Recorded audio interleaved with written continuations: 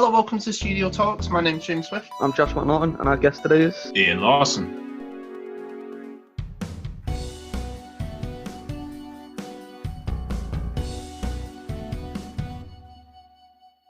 So, how are you today? I'm quite good. How are you today? I'm good. I'm having a busy one.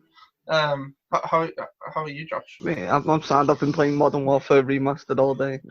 So in between the recordings, been an eventful day. This is our third recording today. So, how are you doing in the lockdown? And what advice do you have for people? So at the minute, I'm working from home in lockdown. I'm working from home for National Grid. I'm quite enjoying working from home, to be honest. Quite enjoying the setup, not having to commute. It's great. So yeah, generally enjoying it. But my advice to people in lockdown would be get out, go for walks, make sure practice your mindfulness, get doing stuff. It's a great time to be practicing guitar and stuff like that. And it's a great time to get involved in podcasts and things like this as well. So yeah, there's a canal around here where I am as well. So walking up and down the canal is good. They love a good canal walk. Yeah, it's good stuff. How did you get involved in the studio? So it was actually for the first band. We were looking for a practice space, obviously from Widnes originally. So, yeah, it was to find a practice space in Widnes, and the studio provided it. And at the time, I think it was the AAA, so it was Access All Areas. It was generally for youth bands, and it was perfect for what we were doing. And it offered the recording space as well, and it offered practice space. It was free or as close to free with nice budget fizzy drinks that you could get in your band breaks. So yeah, that was the first time that I got involved in the studio. It's been really good. It provided so many opportunities as well. I think our first proper gig was at the studio as well. I love hearing people say that the first gig was at the studio. I mean, mine was, and I think it's such a great origin story for everyone who seems to be circled around the studio of oh, it's the first place I recorded, first place that my band got together and stuff. I love hearing stuff like that. Yeah, it was the same for us as well. The studio was the first place that we recorded. Definitely learnt a lot also from that experience of having the first time recording in the studio. And then when I've been to recording studios since, we actually had to pay for with our own money rather than paying a tenner for Steve's time. It was such a good experience because suddenly you'd seen it all. It was a lot easier to do the recording then, and also a lot easier to contact with the sound, communicate to the sound engineer. With that in mind, what got you interested with music in general? I actually started playing guitar, I think mostly because my brother played guitar, so I thought, I'll learn guitar as well. I remember a big phase where it was like, should I learn keyboard or should I learn guitar? I have actually learned both since then, but at the time I thought you could only really do one music. You could only do one musical instrument, and that was it. So yeah, that got me. I think that was the first time I got into music. Then it was really playing in a band was what really got me into music then, and then obviously listening to various different music. It's transitioned through the years. So I started, I think, in teenage years when we started in the studio. It was sort of like the Arctic Monkeys. That was what we all played. Arctic Monkeys, Red Hot Chili Peppers, all the bands played them. I know the tragic stories of an Arctic Monkeys cover band. Since then, my music's really sort of progressed and what I like, and so more into the Sabbath and Dio stuff now, and then some more modern bands like Ghost, Royal Blood, that kind of thing. And also most recently actually is when I went back to the studio, got involved in the recording side. Then I saw a completely different side of music now, because I've got the actual recording setup now. Oh, brilliant. All inspired by the studio. I just bought myself a beat pad because I've been trying to teach myself how to play, use that, and it's not going very well so far. I've had a nightmare with the recording, the software it gives me, that Ableton. I was use this, it'll be easier. Yeah. But no, that's not working, so I've got to go through Fruity Loops and all that shit. Can you do it through Audacity? I have no clue. Probably. Audacity's quite good with that type of stuch. I might have to look into it. Yeah, I bit the bullet and bought Logic for it's big money though, the Logic. That's something I've always wanted a Mac, and I've always wanted to get Logic with it. That was the main that was the reason I went uni, and I still haven't done it. Yeah, I want a Mac. It's so much easier. Yeah, better. I actually bought one with the joining fees for the job that give us joining bonus. And that was immediately went on Mac and Studio Gear. Also Logic subscription. Did they do it for subscription now? Yeah. I think you buy it. You buy it, but it's it's still quite a lot of money to buy. It's for Pro Tools, isn't it? Do the subscription. Oh yeah, of course, yeah. Yeah, I was tempted by Pro Tools, but then I think the subscription was the thing that put me off. It's I don't want to pay this every single year. Yeah, I'm at Spotify at the moment. I'm like, I don't really want to pay a tenner a month, but if I don't, I'm not going to listen to have any music or podcasts. So it's just You could enjoy the adverts. nah, I don't think I can. After having ad-free Spotify, you can never go back You to can't ads. go back. Nah. Never. No, I know what you mean by that, actually. What was the origin of Iron Riot / Late Night TV? Well, yeah, I suppose Iron Riot was the origin. It was the original name.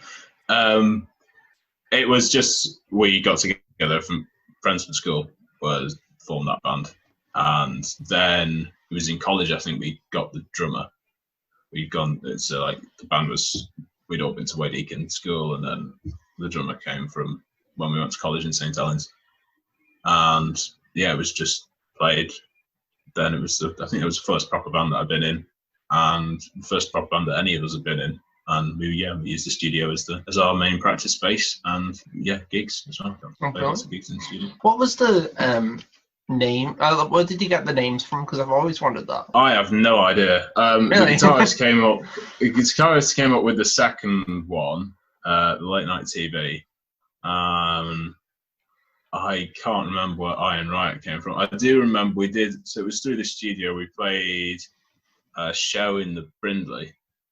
It was I can't remember the exact names, but it was an art show, and we played this one song, and there was a play, and then we came on in one scene to do this song, and then we were off. And I remember in the green room backstage there was an iron, and I still remember to this day the guitarist running around with the iron in the green room saying Iron Riot, but then the name changed after that. I do remember the period we had. Well, I say we, but you had. I said that like I was part of the band. James was your manager behind the scenes. And I was there. No, you weren't. And I was there. But no, I remember the period you had where he was like, we're changing our name. It's Iron Riot for now, but we are in the middle of changing our name. I was like, I wonder what they'll do. So, what have you done musically since AAA? So after that, then I obviously went to university, which is why then that band disbanded. At university, I've formed another band. We played loads of gigs around the university. We played lots of them at university. We played lots of them in Leamington, which is just around the town. We played some in Coventry. We actually recorded sort of 2 EPs that we smashed together to put an album, and it was just really, really good fun. So at the university, at University of Warwick, one of their societies there is band society, and every year they run a Battle of the Bands show, but really inspire people to do their own originals. So then we joined up and we did all the originals, and so that's sort of where songwriting really developed then, which was a really nice way to be sort of forced into songwriting, but then being in a band that plays on the originals, and and then that leads to recording. We had a few ballad bands. We came in. We didn't do very well first year. It was actually it was weird. We were supposed to get to the semis, but the judges added it up wrong, and then nobody checked. And then apparently, I think in our third year, it was somebody else from a different band was like, "Oh, yeah, actually, you guys were supposed to get through in first year." And we were like, "Oh no, this is terrible." And we got to the final then in the second, third, and fourth years, and I think the best we did was in our fourth year. We came second overall with 2 firsts and a 5th place from the 3 judges. Oh, that's plus. Which is interesting. Somebody didn't like us. What advice would you give to people who want to pursue music? Pursue? Pursue. Just doubting myself there for a second. Sorry, boys. It's been a long day. To practice, to really to stick to it, to get practice in, write your own stuff, get involved, find community. So something like the studio is obviously really good. It provides you such a good practice space. Get gigging, you're gonna learn so much more by playing on stage than you are by playing in your bedroom. You might be really, really good at soloing and hitting all the notes in your bedroom. You might be less good at soloing on stage. You need to get the exposure to deal with how to play live as well. Yeah, and also just like you're never going to know everything. I think even when you see good musicians speak about it, they say they're still like developing. I think another thing that would be really interesting to do is to try and get some kind of mentor in music as well. If you can get somebody else, so it's not something that I haven't got at the minute, but if you can get someone who that can sort of teach you and get you developed that way, a mentor would be a good way to go. Adding on that, what advice would you give to people to get gigs? Because I find that such a difficult process. So it depends. Sometimes they land on your lap. So, for example, the studio put them on all the time. So you're in that kind of environment, you're going to get lots of gigs. Otherwise, just pubs usually want them. Obviously, not right now. Well, actually, my advice right now for gigs is probably don't play gigs. There's a pandemic and we're not supposed to meet up. Yeah, I mean, you're allowed to meet up now, but it's very weird the time, because like, you can go to the pub and that, but you don't have to wear a mask. But if you go in a shop, please wear a mask. Yeah, it's somewhat confusing, isn't it? Also, you didn't have to wear a mask at the start of the pandemic, when it was like much worse than it is now, and now we only mask. Very, very confusing. But yeah, so generally, if you're looking for gigs, though, pubs are a great place to go, and also you can try and organise them. So especially if you can get into some kind of community musicians around your area. So we had the same at university. It was like there was that community of musicians. Suddenly, you have 3 or 4 bands that you can quite easily get together with and organise a gig. The more bands that you know, the more likely that you can get a gig. So, would you like to introduce the song we're going to play, and what is it about? So, yeah, the song that we're going to play is called "A Foot in the Grave," which is quite grim and heavy, but it's quite a heavy song. It is sort of about it's sort of a song.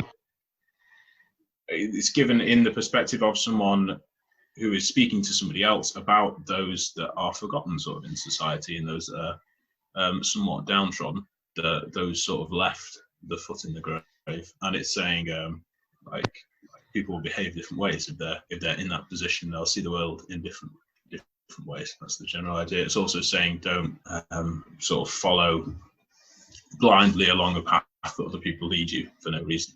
Sort of question what other people are telling you to do and live your own life in a way.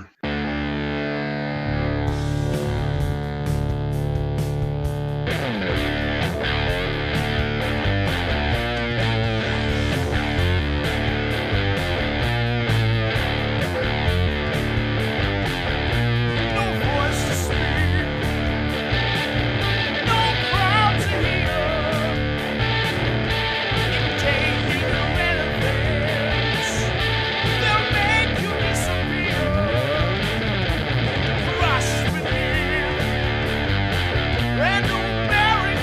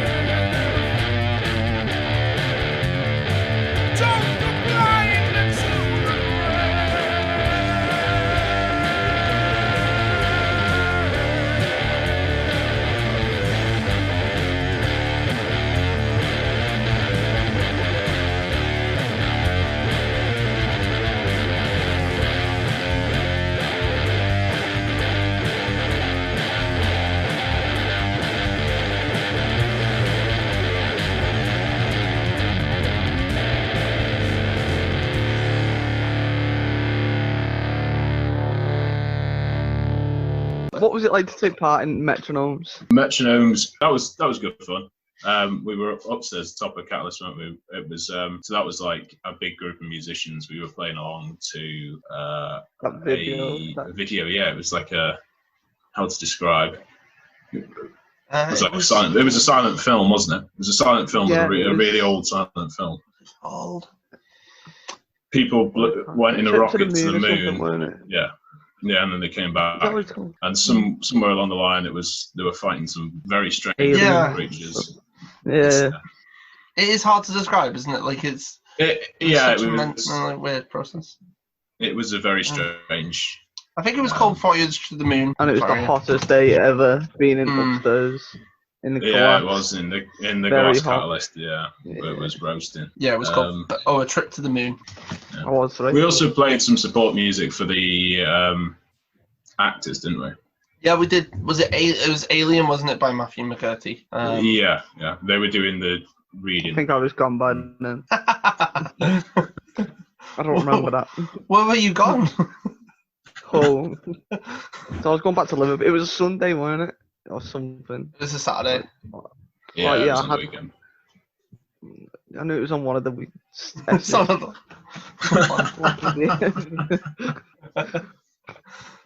Yeah, no, it was because it was the song where they did a play, didn't they? And then we would like play. It wasn't like the full song. We definitely didn't play the full song, but it was basically Was that when they were doing the reading like poem and stuff?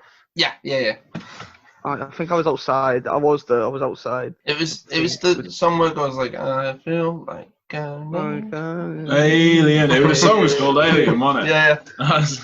We were doing a space theme thing. That's what we did. Yeah, it was. It was called Metronomes to the Moon, wasn't it? Yeah, Metronomes to the Moon. It was good fun. I'm gonna subtitle this section. Three guys try to remember something that happened a year ago. Yeah, it was good fun to be part of. There were lots of musicians. Steve was part of it as well, wasn't he? Sort of keeping us all in time on the drums. So that was Yeah, I just had to it go. was good. Yeah. You were doing it in time to the bangs, weren't you? I remember you scared the life out of that kid as well, who stood right up there in the show. Oh yeah. Good. We had a small little audience, didn't we? And you scared one of them away. I think people enjoyed it though. No, definitely. Enjoyed it. It was a fun day. It was a fun day.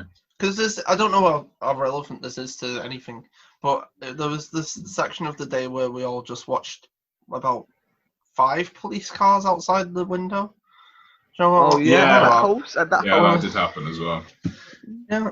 And we was like, what's Remember the going guy having a on? shower in the? Remember the guy having like a shower in the back with like? Did you Oh see that? He yes, just had, like, yes. he Oh was god, yeah. just tipping water over his head. Oh no, it was a I hose. can't say I remember that bit. Yeah, I just remember looking out. Steve was like, "What's he doing over there?" And he was just hosing Yeah. himself down.